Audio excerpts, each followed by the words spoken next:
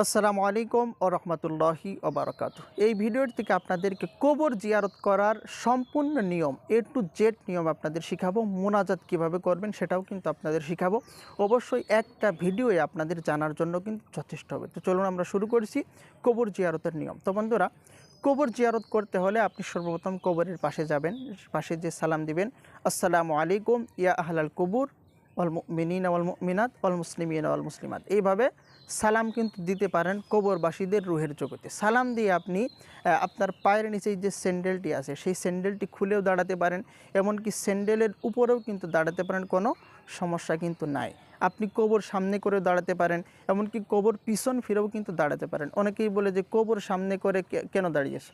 আমরা তো কবরের কাছে চাচ্ছি না। আপনি দেখতে হবে আপনার নিয়তটাকে। আপনি কবর সামনে করে দাঁড়িয়েছেন, আপনার কেবলা হলো আকাশ। আপনি যখন মুনাজাত করেছেন আপনি কবরের কাছে যাচ্ছেন না, আপনি আল্লাহ তাআলার আরশে, আল্লাহ তাআলা আরশে আছেন, আকাশে আছেন, বা আল্লাহ তাআলার দিকে আপনি হাত তুলেছেন। অর্থাৎ আপনি যখন মুনাজাত করবেন আপনি কবর সামনে রাখলেও আপনার মুনাজাতের কেবলা হলো আকাশ বা আসমান। এটা লক্ষ্য রাখতে হবে।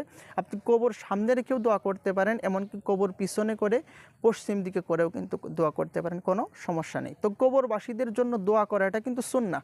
কারণ রাসূল সাল্লাল্লাহু আলাইহি সাল্লাম নিজেই কিন্তু তার পিতার কবর জিয়ারতে কিন্তু গিয়েছিল উম্মে হানির সাথে, তার মায়ের সাথে। এমনকি রাসূল সাল্লাল্লাহু আলাইহি সাল্লাম তার মায়ের কবর কিন্তু জিয়ারত করতো, এমনকি জান্নাতুল বাকিতে যেও কিন্তু কবর জিয়ারত করতো। এই জন্য আমাদের উচিত জুমার দিন, শুক্রবারের দিন, ঈদের দিন, ফজিলতপূর্ণ দিন, যে কোনো সময় পাইলেই নিজের পরিবার, আত্মীয় স্বজন, পিতা মাতার কবরের পাশে যে কবর জিয়ারত করা।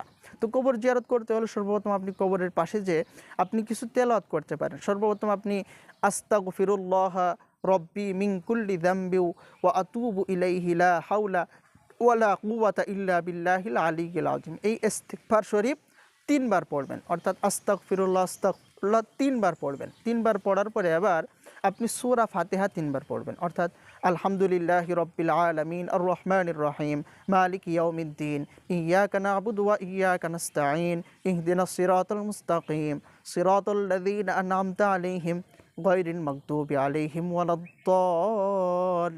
সূরা ফাতিহা শুদ্ধ করে 3 বার পড়বেন। পড়ার পরে আবার সূরা ইখলাস, অর্থাৎ কুল হুয়াল্লাহ সূরা আমরা বলে থাকি, কুল হুয়াল্লাহু আহাদ আল্লাহুস সামাদ লাম ইয়ালিদ ওয়া লাম ইউলাদ ওয়া লাম ইয়াকুল লাহু কুফুয়ান আহাদ, এই সূরা 10 বার পড়বেন।